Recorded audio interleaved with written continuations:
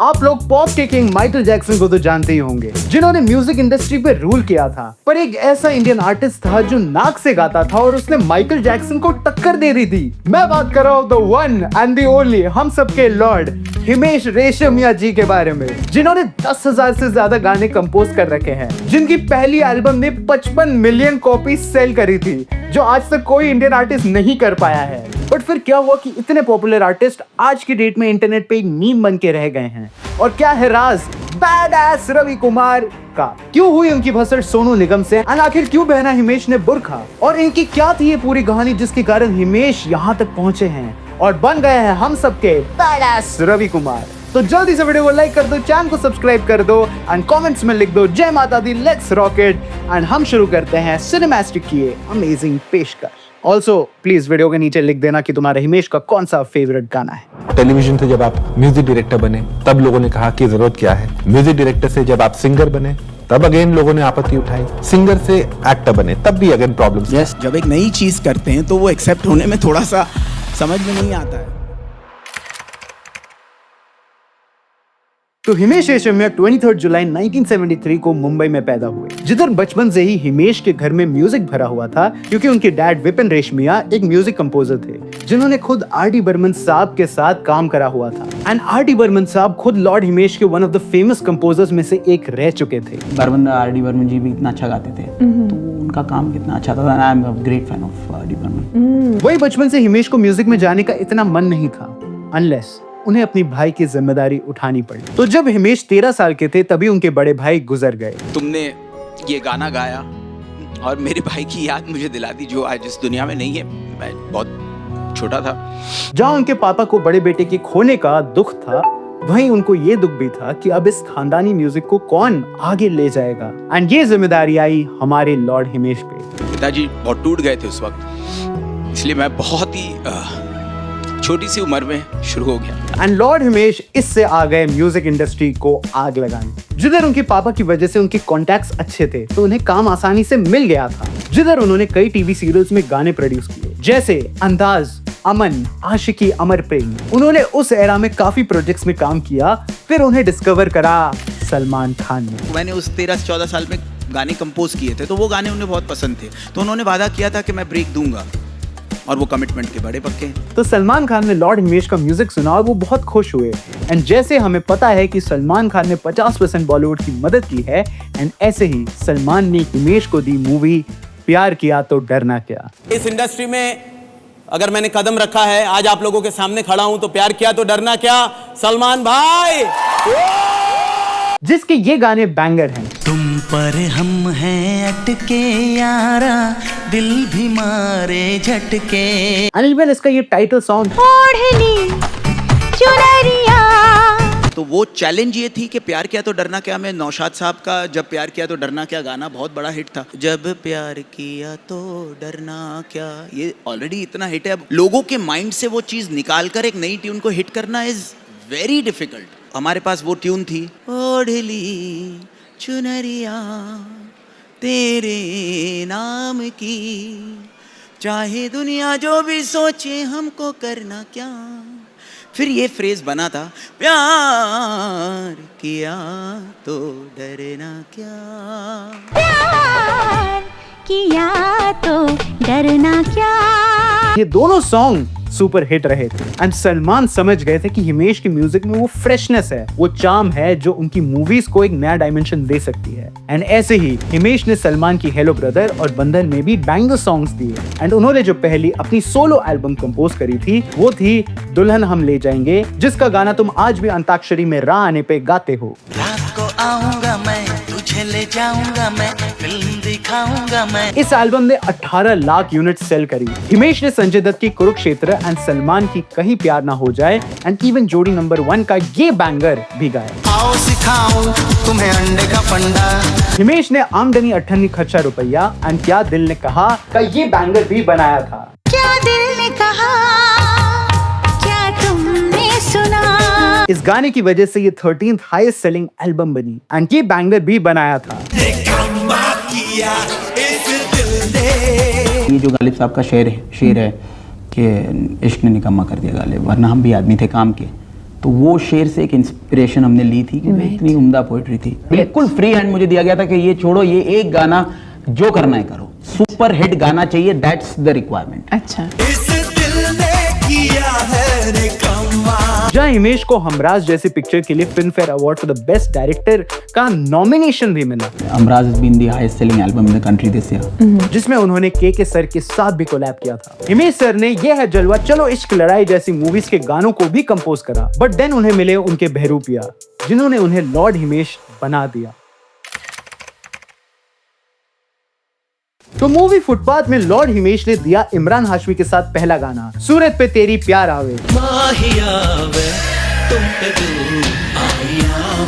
जिसे के सर ने गाया था, बट हिमेश सर को असली पहचान दिलाई सल्लू भाई की तेरे नाम में। इस मूवी के गाने इतने औसम थे कि उस वक्त की ये हाईएस्ट सेलिंग एल्बम बन गई थी, जिसने 30 लाख कॉपी सेल करी। एंड फिर लॉर्ड हिमेश को बेस्ट म्यूजिक के लिए 3 अवार्ड मिले। मिस्टर हिमेश रेशमैया फॉर तेरे नाम।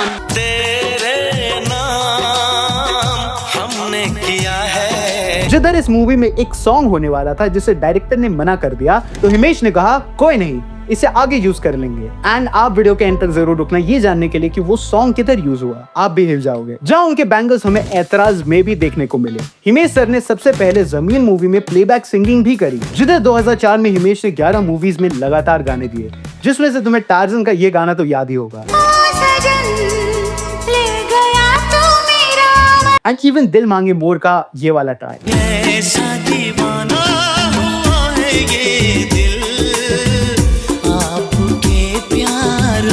जिधर हिमेश का करियर एकदम परफेक्ट ट्रैजेक्टरी से जा रहा था, वहीं कुछ ऐसा हुआ कि रातों रात लॉर्ड हिमेश इंडिया के सबसे बड़े सुपरस्टार बन गए। तो इस टाइम तक आते आते हर प्रोड्यूसर को हिमेश के गाने अपनी मूवी में चाहिए होते थे, क्योंकि जिस भी मूवी में हिमेश के गाने आ जाते थे वो सुपर हिट हो जाती थी। एंड इंटरव्यूज में हिमेश ने बताया कि उनके पास 300 से 400 गाने रेडी होते थे।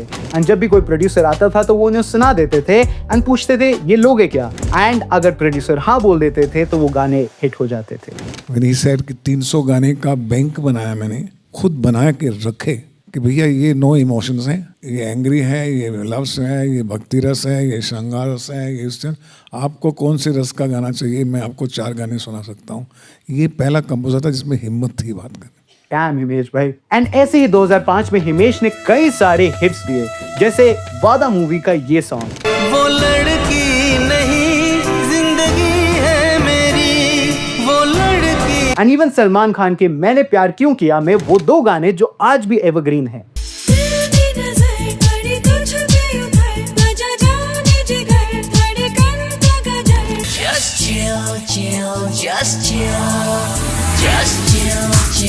सच बताना तुम्हें नहीं पता था ना, जस्ट चिल हिमेश भाई ने कंपोज किया था। जहाँ इस साल हिमेश ने 13 मूवीज में काम किया, उनमें से एक थी आशिक बनाया आपने।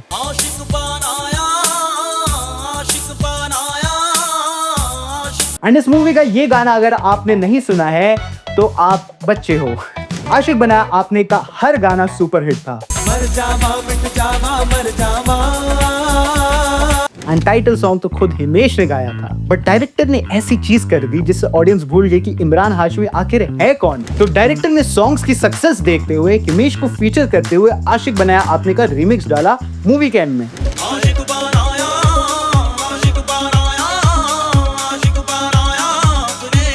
एंड लोगों ने देखा ये तो इमरान हाशमी है जिसने टोपी लगा रखी है और मुंह सूज गया है, और यही से वो कंफ्यूजन स्टार्ट होने लग गया था। मुझे बचपन में लेजेंड लगा था कि हिमेश और इमरान हाशमी एक ही आदमी है। एंड हिमेश ने इंटरव्यूज में बताया कि इस गाने का आइडिया उन्हें ऐसे आया कि वो एक ऐसा गाना चाहते थे जिससे कपल्स एंजॉय कर सके एंड क्लब्स में भी लोग बजा सके। बट जब ये गाना आया तो हम सबको पता है तुमने इसके साथ क्या किया। आशिक बनाया के वक्त मेरा ये बहुत क्लियर था, दर्द गाने में पुकार, और क्लब्स में आप अपनी महबूबा के साथ कनेक्ट कर सकें, आप उसको याद कर सकें।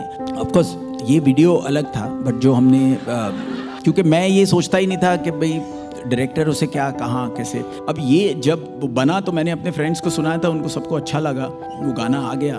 बट इतना बड़ा होगा ये हमने भी नहीं सोचा था कभी भी। इस मूवी के सॉन्ग्स के लिए हिमेश को 5 अवार्ड से नवाजा गया। एंड फिर क्या था, इस मूवी के बाद हिमेश का नाम हर जगह हो गया। एंड इवन 2005 की मूवी क्योंकि जैसी मूवी में कई गाने दिए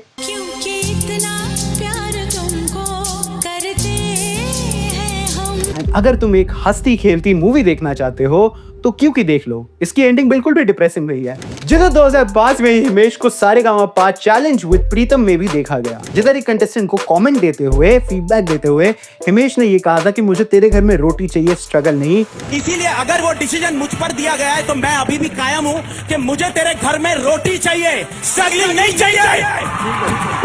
एंड इधर से हिमेश का ये डायलॉग बहुत फेमस हुआ। मुझे आपके घर में रोटी चाहिए, रोटी क्या, बर्गर चाहिए, पनीर टिक्का, मलाई कोफ्ता, छोले कुछ। एंड आतिफ असलम का ये वाला शो भी कौन भूल सकता है, जहां Himesh Reshammiya as a music producer मचा रहे थे, वहीं उन्होंने गेरा एक बम एल्बम। तो बात है 2006 की, जो विवाह गोलमाल, चलते चलते गैंगस्टर इन even let the music play, इन सब सॉन्ग्स ने म्यूजिक इंडस्ट्री को घेर रखा था। पर तभी हमारे लॉर्ड ने डिसाइड किया कि अपनी सोलो एल्बम डाल देते हैं, आपका सुरूर।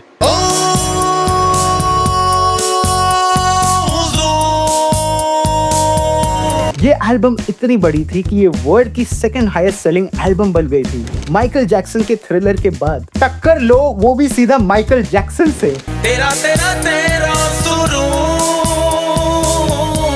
तेरा सुरूर एल्बम की वजह से बॉलीवुड में कई एक्ट्रेसेस आई, जैसे तेरा सुरूर में मिनीषा लांबा, जो ऑलरेडी बॉलीवुड में काम कर रही थी।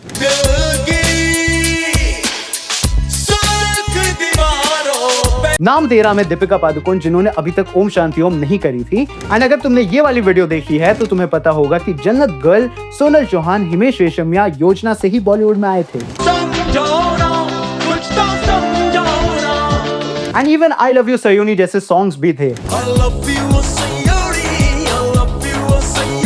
एंड तू याद ना आए हमको जैसे सॉन्ग्स को कौन भूल सकता है।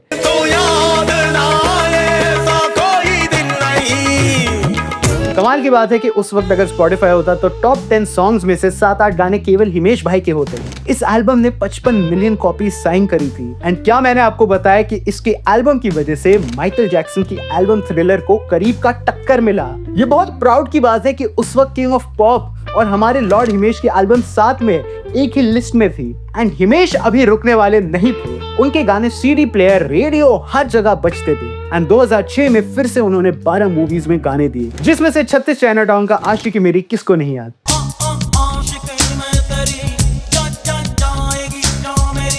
जिधर लोगों को लगता था कि हिमेश अपनी एल्बम्स को आउटशाइन नहीं कर पाएंगे, वहीं हिमेश ने ऐसे गाने दिए जिससे लोग और भूत दोनों खुश हो गए।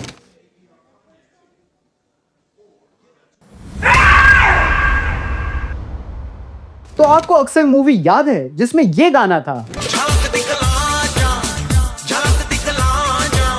जिसमें थी बोल्ड उदिता गोस्वामी, जो एकदम से गायब हो गई। एंड इसके अंदर जब हिमेश को चांस मिला तो उन्होंने ये बैंगर दिया। इस गाने से ये अफवाह फैली थी कि अगर ये तुम गाना बजा दोगे तो भूत आ जाएंगे। एंड तुम्हें सुन के लग रहा होगा कि इस पे कौन ही विश्वास करेगा, बट गुजरात की भलेज नाम की एक जगह पर इस गाने को बैन कर दिया गया था, ये कहकर कि जो भी ये गाना सुनता है उस पे भूत चढ़ जाता है। जहाँ उसी गांव के फिरोज ठाकुर को अपैरेंटली भूत ने पोजेस कर रखा था, क्योंकि उसने ये गाना सुना। उस वक्त पे 2 अलग अलग कम्युनिटीज को डर लगा रहता था। झलक दिखलाजा ने मुस्लिम्स को डरा रखा था और सनेडो ने हिंदू कम्युनिटी को, क्योंकि लोगों का मानना था इन गानों से औरतों पर चुड़ैल आ जाती है। जिधर रेडियो जॉकी तक ये गाने नहीं बजाते थे, क्योंकि उनको बड़े बूढ़ों ने एडवाइस दिया था कि तुम बेवजह बुरी शक्तियों को क्यों इन्वाइट कर रहे हो। गुजरात और राजस्थान के गाँव में ये अफवाह उड़ रही थी कि झलक दिखलाजा गाने से भूत आ जाते हैं। हाँ, वो तो सुना है मैंने तभी। अब पता नहीं भूत आए नहीं, मैंने तो कभी कोई भूत, ऑफ कोर्स नहीं आए होंगे, भूत मैंने तो कोई भूत नहीं देखे। But back to the topic, Himesh हर जगह फेमस हो रहे थे। लोगों में वो एक पॉपुलर आर्टिस्ट थे जो नाक से गाना गाते थे और टोपी पहनते थे, एकदम सुंदर लाल जैसी। ये टोपी हिमेश बस इसीलिए पहनते थे क्योंकि हिमेश को आपकी तरह हेयर फॉल की प्रॉब्लम थी और वो अपने काफी सारे बाल खो चुके थे। सच ये था, क्या बोलूं, बाल उड़ गए थे, तो ये था, तो कैप लगा ली, उसके बाद आप लोगों ने हिट कर दिया। बट वही इसकी वजह से उन्हें बाकी आर्टिस्ट से एक अलग लुक मिला। जिधर अक्सर एल्बम जिसमें के सर का भी सॉन्ग था, उनके लिए हिमेश सर को बेस्ट म्यूजिक डायरेक्टर का अवार्ड नॉमिनेट किया गया, बट वो ये अवार्ड रंग दे बसंती की एल्बम से हार गए। हिमेश सर मोस्टली मूवी का म्यूजिक डायरेक्शन करते थे एंड जिन गानों में वो खुद प्लेबैक सिंगिंग करते थे, उनमें भी वो खुद ही गानों को कंपोज किया करते थे, जैसे हमको दीवाना कर गए।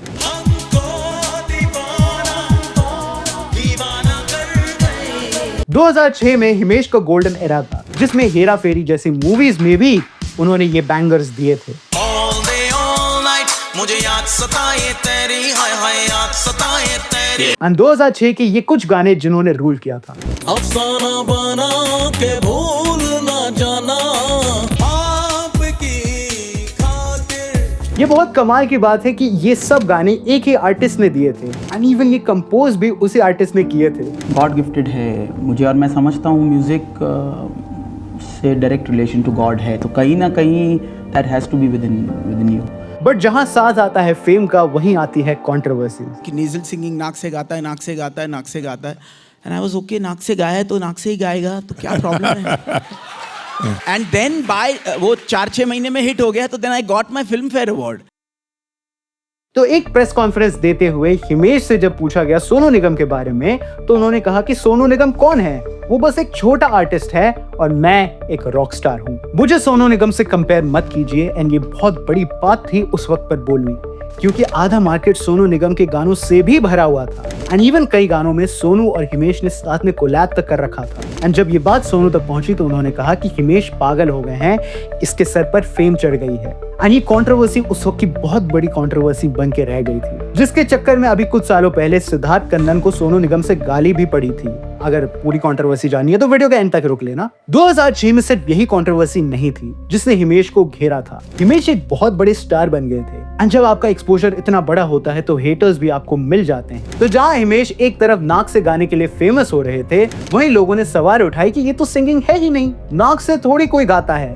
एंड धीरे धीरे सबको ये चीजें रियलाइज होती गई एंड सबने हिमेश को बहुत क्रिटिसाइज किया। एंड बात इतनी बड़ी नहीं जब तक हिमेश चुप थे, बट प्रॉब्लम तब हुई जब हिमेश ने अपना मुंह खोला। तो हिमेश ने सबको रिप्लाई देते हुए कहा कि मैं पहला सिंगर नहीं हूं जो नाक से गाना गा रहा है। Legendary singers like R D. Burman साहब भी नाक से गाना गाते थे। जिससे सुन के आर.डी. बर्मन साहब की वाइफ आशा भोसले जी ने ये कहा कि जो भी ये कहता है कि आर.डी. बर्मन साहब नाक से गाना गाते थे, उसे थप्पड़ पड़ना चाहिए। जिसके बाद हिमेश ने रिप्लाई करा कि मैं आर.डी. बर्मन साहब को डिसरिस्पेक्ट नहीं करना चाहता था, पर एक मिसअंडरस्टैंडिंग की वजह से ये प्रॉब्लम हो गई, जिसमें मैंने वो मीन ही नहीं किया था। और अगर मैंने उस तरह से मीन किया है तो आशा जी को जो बुरा लगा और फिर उन्होंने कहा कि वो मुझे थप्पड़ मारना चाहती हैं, उसके लिए जो मैंने उनसे हाथ जोड़कर माफ़ी मांगी, मीडिया के सामने सब लोगों के सामने माफ़ी मांगी। And I really mean it कि भाई अगर किसी के सेंटिमेंट्स मेरी वजह से हर्ट हुए तो मैं हर्ट करना नहीं चाहता अपने उन लोगों के म्यूजिक को, मैं बहुत उनको आदर्श मानता हूँ। बट अभी हिमेश रुकने वाले नहीं थे। तो 2007 में फिर से उन्होंने 11 मूवीज में काम किया, जिसमें से मेरी फेवरेट नमस्ते लंदन भी थी। एंड मानो ना मानो 2007 वो एरा था जब बॉलीवुड ने बहुत क्रेजी मूवीज बनाई थी, जिसमें से वेलकम, अपने, good boy bad boy, full and final जिसमें आयशा टाकिया थी। अगर जानना है आयशा के साथ क्या हुआ तो हमारी ये वीडियो जरूर चेक कर लेना। इन मूवीज में हिमेश ने काम किया। जहां बॉलीवुड ने हिमेश को कई मूवीज दी थी, वहीं प्रॉब्लम तब हो गई जब हिमेश ने बॉलीवुड को मूवी दी। तो बात है 2007 की, जब शायद हिमेश गाना बनाते बनाते बोर हो गए थे एंड उन्होंने कहा क्यों ना मूवी बनाई जाए। तो हिमेश ने अनाउंस की मूवी जो उनकी एल्बम के नाम पर ही थी, आपका सुरूर। ये तेरा मेरा मिलना। इस मूवी के गाने जब प्रमोट हुए तो वो गाने बहुत ज्यादा बड़े हिट हो गए। इस मूवी को हर तरफ से हाइप मिल रही थी। अगर आपने हमारी ये वीडियो देखी है तो इधर हमने बता रखा है कि हंसिका मोटवानी जो 5 साल पहले एक चाइल्ड एक्ट्रेस थी, वो एकदम से फुल ग्रोन वुमन बन गई थी। एंड ये बहुत कंट्रोवर्शियल चीज थी। एंड कमाल ये था कि ये एक्ट्रेस भी इस मूवी में हिमेश के साथ थी, जिससे इस मूवी की हाइप और बढ़ गई। वो चाइल्ड आर्टिस्ट से लेके हीरोइन कुछ 1-2 साल के अंदर बनी है। अरे उनके मम्मी डैडी उनको खिलाते क्या थे, कौन सी चक्की का आटा? पता नहीं, लेकिन मुझ पर इतने इल्जाम लग गए कि तुम यार एक चाइल्ड आर्टिस्ट के साथ, बट उस वक्त जब वो फिल्म में आई तब वो चाइल्ड आर्टिस्ट नहीं लग रही थी भाई।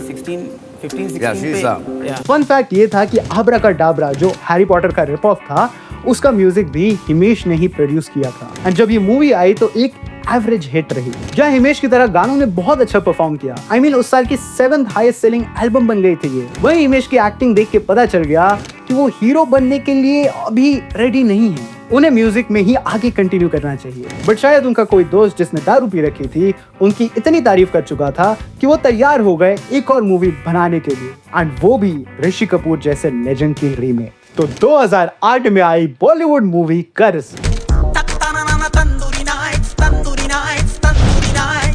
ये मूवी जो रीमेक थी 1980 की कर्ज मूवी की। इस मूवी के अंदर उर्मिला मातोंडकर भी थी, जिन्हें एक रीजन से उस वक्त ज्यादा काम नहीं मिल रहा था। और वो क्या रीजन था अगर आप जानना चाहते हो तो नीचे कमेंट कर देना, हम उसके वीडियो जरूर बनाएंगे। बट जहाँ इस मूवी में ये सब था, वहीं आ गए बाली। जी हाँ, हिमेश रेशमिया इस मीन टाइम में अब्रॉड गए और उन्होंने हेयर ट्रांसप्लांट करवा लिया, which was shocking। उन्हें ऐसे बिना टोपी के किसी ने अभी तक नहीं देखा था। अबे साले तेरी टोपी कहाँ है? एंड फिर क्या, इस मूवी के गाने Tandoori nights, Hari Om super hit हो गए, बट ये मूवी फ्लॉप हो गई। आई मीन ये क्या था हिमेश भाई? फिर एज अ बिजनेसमैन सोचना पड़ा क्योंकि कर्ज फ्लॉप हो गई और उसकी प्राइसिंग उतनी हाई थी उसके जो अगर वो आपका सुरूर की तरह रिलीज होती तो शायद हिट होती, लेकिन उसका भुगतान मुझे भुगतना पड़ा। एंड ऐसे फ्लॉप के बाद तुम सोचोगे कि हिमेश रुक जाएंगे, राइट? नहीं, हिमेश और मूवीज लेके आने लग गए। जैसे तुम्हें रेडियो याद है जिसमें ये वाला गाना था, मन का रेडियो बजने दे जरा, एंड ये भी एक फ्लॉप रही। हिमेश सर ने फिर बोनी कपूर की मूवी मिलेंगे मिलेंगे में भी एज अ प्लेबैक सिंगर काम किया एंड म्यूजिक कंपोजर का वर्क भी किया था, जिसके बाद लोगों को लगा कि शायद अब हिमेश सुधर गए हैं, बट हिमेश मानने वाले नहीं थे। हिमेश ने पूजा भट्ट की डायरेक्टेड मूवी कजरारे में भी काम किया एंड गेस व्हाट, वो भी एक फ्लॉप रही। जिधर हिमेश को मूवीज की मार ने तो घेर ही रखा था, वहीं एक और कंट्रोवर्सी आई जिसमें हिमेश दरगाह पर बुर्का पहन के चले गए फैंस से बचने के लिए। भाई पर आप मास्क भी तो पहन सकते थे, कोई नहीं। बट ठीक है हिमेश बेगम, मुझे कबूल है। जहाँ हिमेश खुद की मूवीज का मजाक तो बनवा रहे थे, बट वही वो जब भी as a music composer work कर रहे थे तो वो बैंगर बना रहे थे। जैसे सलमान भाई की बॉडीगार्ड याद है, आई लव यू छोड़ के उसके सारे गाने हिमेश सर के थे। तेरी मेरी मेरी तेरी प्रेम कहानी है मुश्किल। आई मीन इतने साल बाद भी बैंगर्स देना बहुत बड़ी बात है, बट हिमेश सर की डायरेक्टरी में सुधर जाओ वर्ड नहीं था एंड इस बार उन्होंने खुद प्रोड्यूस करी अपनी मूवी दमादम, जिसमें उन्होंने खुद एक्टिंग करी थी। जहां इस मूवी में कॉमेडी होने वाली थी, वही इस मूवी की कलेक्शन हिमेश के लिए एक मजाक बन गई। एंड इवन ये शायद पहली बार था जब हिमेश के गाने बैंगर्स नहीं थे, जिसे कवर करा हिमेश की नेक्स्ट ईयर की गुड फिल्म चॉइसेस ने, जैसे सन ऑफ सरदार, खिलाड़ी 786, ओ माय गॉड में बैंगर्स पे बैंगर्स देते हुए। एंड करिश्मा कपूर की ये मूवी के गाने भी बहुत सुंदर थे। करिश्मा कपूर याद है? हमारी ये वीडियो जरूर चेक कर लेना। सॉरी प्रमोट करता रहता हूँ यार, बट आप देखते नहीं। जहाँ खिलाड़ी 786 उन्होंने खुद प्रोड्यूस की थी एंड इवन हुक्काबाज सॉन्ग के लिरिक्स उन्होंने खुद ही लिखे थे। इस सॉन्ग के अंदर हिमेश ने खुद आर.डी. बर्मन साहब को एक ट्रिब्यूट भी दिया था, जिधर वो खुद एक साइड रोल में नजर आए एंड सरप्राइजिंगली इस बार हिमेश की एक्टिंग बेटर थी। जहाँ हिमेश रेशमिया बैंगर गाने तो दे ही रहे थे, वहीं फिर से टी सीरीज के साथ उन्होंने एक न्यू लव स्टोरी भी स्टार्ट करी। बट ये मूवी इतनी बेकार थी कि टी सीरीज ने इसे बड़े पर्दे पर रिलीज नहीं किया, सिर्फ टीवी पे रिलीज हुई है movie. Thank U T series हमें बचाने की। हिमेश को अब तक समझ जाना चाहिए था कि लोग उनकी एक्टिंग नहीं, उनका म्यूजिक सुनना चाहते हैं, बट अब शायद टू लेट हो चुका था। हिमेश की रिस्पेक्ट एज एन एक्टर कम हो रही थी, लोग उन्हें एज ए म्यूजिशियन भी भूलते जा रहे थे एंड हिमेश ने कहा क्यों ना आग में घी डाल दी जाए। तो 2014 में हिमेश लेकर आई मूवी द एक्सपोजर। इस मूवी में हनी सिंह भी थे एज एन एक्टर। इस मूवी को इतना अजीब बनाया गया था कि डैम, जहाँ हिमेश का पूरा मोटिव था इस मूवी को एक क्रेजी रेट्रो मूवी बनाने का, बट एग्जैक्ट इसका ऑपोजिट हो गया एंड इस मूवी के गाने अगेन खराब गए। इस मूवी को IMDb पर 3 रेटिंग मिली है 10 में से। ये क्रेजी था, बट इस मूवी के डायलॉग्स इससे ज्यादा आइकॉनिकली क्रेजी थे। लाइक तुमने ये तो सुना ही होगा, तेरे शरीर में इतना खून नहीं होगा जितना रवि कुमार एक बार में मूत देता है। बट डायलॉग से मूवीज नहीं चलती। हिमेश सर जिधर ऐसी वियर्ड मूवीज लाते थे, बट साथ साथ वही बैंगर सॉन्ग्स भी दे देते थे। जैसे किक का ये सॉन्ग तो हर महफिल की जान है भाई। हिमेश ने एक्शन जैक्सन में भी म्यूजिक डायरेक्टर का काम किया है एंड जय हो में एज अ प्लेबैक सिंगर उन्होंने ऑल इज वेल में इतना सुंदर काम किया है। बातों को तेरी हम भुला ना सके, जिससे साफ जाहिर था कि अगर हिमेश सिर्फ म्यूजिक पर फोकस करें तो वो पूरी इंडस्ट्री को आज भी रूल कर सकते हैं। एंड इवन प्रेम रतन धन पायो का म्यूजिक इतना सुंदर था कि वो नॉस्टैल्जिक है। बट तुम्हें याद है मैंने वीडियो के स्टार्ट में बताया था कि तेरे नाम में एक सॉन्ग होने वाला था, बट वो किसी वजह से उस मूवी में नहीं डाल पाए। वो सॉन्ग सीधा 12 साल बाद आया एक ऐसी मूवी में जो मुझे आज भी रुला देती है एंड वो मूवी थी सनम तेरी कसम। सनम तेरी कसम, ओ सनम तेरी, सनम तेरी कसम जो उस टाइम नहीं चली बट एक क्लासिक पीस बन के रह गई। तेरा चेहरा जब नजर, एंड उसके सारे गाने हिमेश सर ने ही कंपोज करे थे। बेवजह नहीं मिलना तेरा मेरा एंड उसका सॉन्ग हाले दिल तेरे नाम में होने वाला था, बट वो उस मूवी में नहीं डाल पाए कुछ रीजंस की वजह से, एंड यहाँ 4 चांद लगा दिए।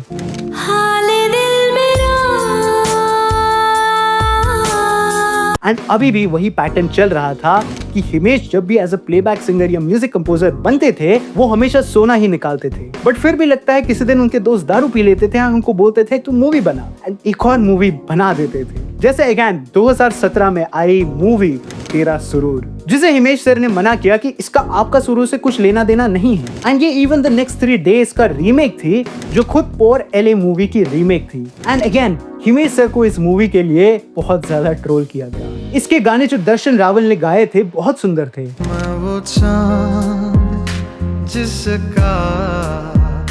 जिससे अगेन यही प्रूव होता है कि हिमेश सर को गाने ही बनाने चाहिए थे, एंड शायद भगवान ने हमारी सुन ली, एंड हिमेश सर ने निकाली अपनी करियर की दूसरी एल्बम आपसे मौसीकी। मैनू कहण दे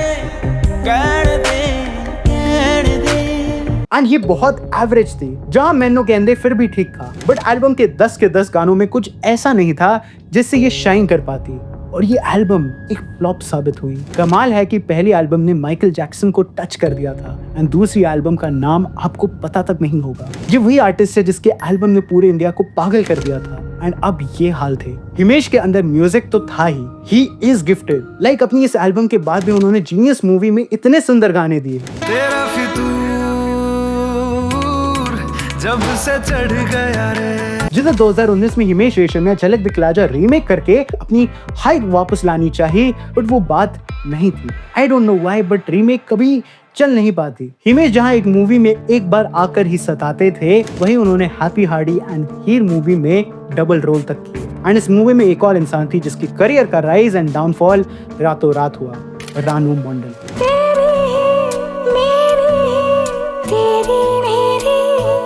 रानू मंडल वो एक बेगर थी जिन्हें डिस्कवर किया था, एंड हिमेश सर ने उन्हें चांस दिया इस मूवी में तेरी मेरी कहानी गाने के लिए, जो पता नहीं क्यों मीम बन गया। हर किसी ने रानू मंडल के साथ हिमेश पे खूब मीम्स बनाए, which tells a lot about our society. And again इसमें हिमेश एक्टर थे, तो ये मूवी भी डिजास्टर बन गई। 2019 में हिमेश ने कई मूवीज अनाउंस करी, जैसे उन्होंने बताया कि वो नमस्ते लंदन का तीसरा पार्ट नमस्ते रोम, जी हाँ तीसरा पार्ट, क्योंकि दूसरा पार्ट नमस्ते इंग्लैंड था जिसे अर्जुन कपूर ने किया था। No comments. एंड इसी के तीसरे पार्ट को अनाउंस किया हिमेश ने। हिमेश ने कहा कि इवन वो विष्णु श्रेष्ठा पर एक आइकॉनिक बायोपिक बनाएंगे जो मौर्य एक्सप्रेस की ट्रेन रॉबरी पर बेस्ड होगी, एंड इवन उन्होंने एक शॉकिंग अनाउंसमेंट करी अपनी the one of the most weird movie expose के सीक्वल एक्सपोज रिटर्न्स पे, एंड इन तीनों में से कोई मूवी अभी तक तो नहीं आई। हिमेश ने 2021 में इवन अपने लेबल हिमेश रेशमिया मेलोडीज भी खोला, जिधर उन्होंने लॉन्च करी अपनी album Suroor mood with melodies and Himesh के दिल से। जहाँ ये सब एल्बम ओकेश थे, हिमेश ने इवन एक और एल्बम लॉन्च करी सुपर सितारे, जिसमें 90 star Kumar Sanu ji, Alka Yagnik ji and even Sameer भी थे। उन्होंने इस एल्बम में 100 से ज्यादा गाने रखे, जिसमें वो नए नए सिंगर्स को भी चांस देते थे अपना टैलेंट दिखाने के लिए, जहाँ कई सॉन्ग्स आपने सुने भी होंगे। तू है क्या मेरे लिए। हिमेश ने अक्षय की रक्षाबंधन में अक्षय के साथ 10 साल बाद एज अ म्यूजिक डायरेक्टर भी कोलैब किया, बट वो मूवी फ्लॉप हो गई। जहाँ हिमेश के पास कंट्रोवर्सीज थी, अपना लेबल था एंड एल्बम्स थी, वहीं वो खबर आई जिसने पूरा सिस्टम ही हिला दिया। हिमेश ने अनाउंस करी अपनी मूवी बैडअस रवि कुमार।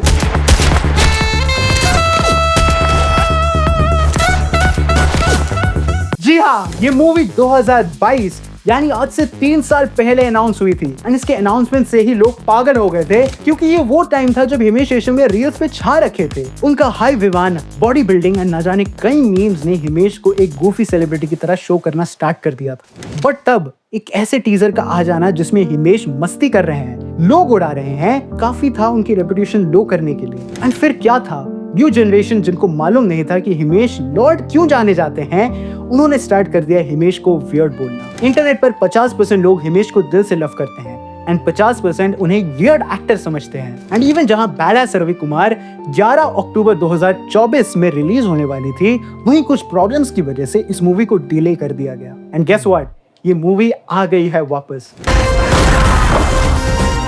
जी हाँ, अभी इसका ट्रेलर आया है जिसके अंदर हिमेश है, एक्शन है और एक खून भरी चेन सॉ है।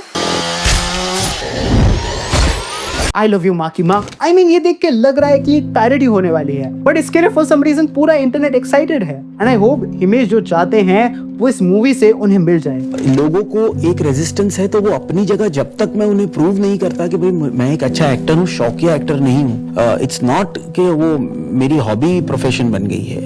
हॉबी तो है लेकिन आई हैव इट इन मी, और एक्टिंग में भी एज एन एक्टर मैं एक बहुत ही नेचुरल एक्टर हूँ, मैं एक अच्छा एक्टर हूँ। जब तक मैं वो प्रूव नहीं करता उनका रेजिस्टेंस मुझे बर्दाश्त करना पड़ेगा। And I know that and I will, I don't want to say I want to prove them wrong, but I want to win them and I will. आपको क्या लगता है कमेंट्स में हमें जरूर बताना, क्योंकि हमें तो 7 फरवरी 2025 को ही पता चलेगा। एंड उस दिन इवन इंटरस्टेलर भी रिलीज हो रही है, जो क्रिस्टोफर नोलन जी, यस नोलन जी की है। रोना मत अगर हमारे हिमेश भाई आपकी मूवी को ओवर पावर कर देते हैं, क्योंकि वो लॉर्ड हैं। बट आई डोंट नो मुझे इस चीज से खुश होना चाहिए या दुखी। हिमेश रेशमिया वो एक्टर हैं जिन्होंने बॉलीवुड एंड म्यूजिक इंडस्ट्री को इतना सब कुछ दिया है जो हम सोच भी नहीं सकते। हिमेश ने बताया कि उन्होंने 10,000 से ज्यादा ट्यून्स कंपोज कर रखी थी, एंड उनमें से शायद उन्होंने कुछ ही निकाली। हिमेश के गाने, हिमेश का वो एरा शायद ही कोई और आर्टिस्ट कभी टॉप कर पाए। हिमेश रेशमिया शायद उन पहले playback singers and music composers में से थे जिन्होंने इंडस्ट्री में इतने गाने दिए, और वो सारे के सारे ऑलमोस्ट सारे ग्रेट थे। बट इंसान को एक्सपेरिमेंट लेट होता है। हिमेश जी को शायद अपने म्यूजिक पे ही फोकस करना चाहिए था, ना कि उन मूवीज पे काम करके अपना टाइम गवाना चाहिए था। 2000s बॉर्न किड्स को पता होगा कि वो एरा कितना ऑसम था, कि हर तरफ हिमेश ही हिमेश थे, बट फिर उनकी मूवीज ने सब डिस्ट्रॉय करके रख दिया। एंड ऐसे ग्रेट लॉर्ड हिमेश बन गए एक सुपर बिग स्टार से एक एवरेज एक्टर। शायद ये तो हमें बैड एस रवि कुमार के बाद ही पता चलेगा। सिंगर के बाद मुझे एज एन एक्टर लगा कि मुझे I have it in me as an actor, I am not camera conscious, और I can remember lines and मुझे वोकैबुलरी पे कंट्रोल है, और एक नेचुरल एक्टर मैं बन सकता हूँ कि, बट वो ऐसा हुआ नहीं है। तो लोगों को लगता है कि अरे यार ये शौकिया चल रहा है, ये क्या चल रहा है ये सब। तो उनके पॉइंट ऑफ व्यू से वो राइट है। मैं अपने काम से रॉन्ग प्रूव करूंगा, नॉट कि मेरा कोई ईगो है, बट उस दौर में उस आदमी के ईगो को भी मुझे जीतना है। बट जब तक आप करोगे तब तक वो थोड़ा सा वक्त, तो वक्त की बात है, 2-3 साल की बात है, जहां मैं 10, 12, 15 रिलीज दे दूं तो मैं कर दूंगा जो। तो ये था हमारा video about the Lord Himesh Reshammiya himself. आपके इन सब पे क्या थॉट्स हैं वो हमें कमेंट्स में जरूर बताना। एंड हिमेश सर का आपका फेवरेट गाना कौन सा है वो भी कमेंट्स में हमें जरूर बताना। हम मिलते हैं आपसे अगली वीडियो में। Special thank you to the entire team of Cinemastic, एनी सिराज एंड मी इरफान। मेरा नाम सिनेमैस्टिक नहीं है, एंड मैं मिलूंगा तुमसे बैड एस रवि कुमार के प्रीमियर पे, क्योंकि जहां सिनेमा है वहां सिनेमैस्टिक है। Bye bye. चलो चलो चलो चलो नी सानू दस जा कि वे अखियां ते कर दे तू कब्जा, तैनू लभदा नहीं हर पल लब जा।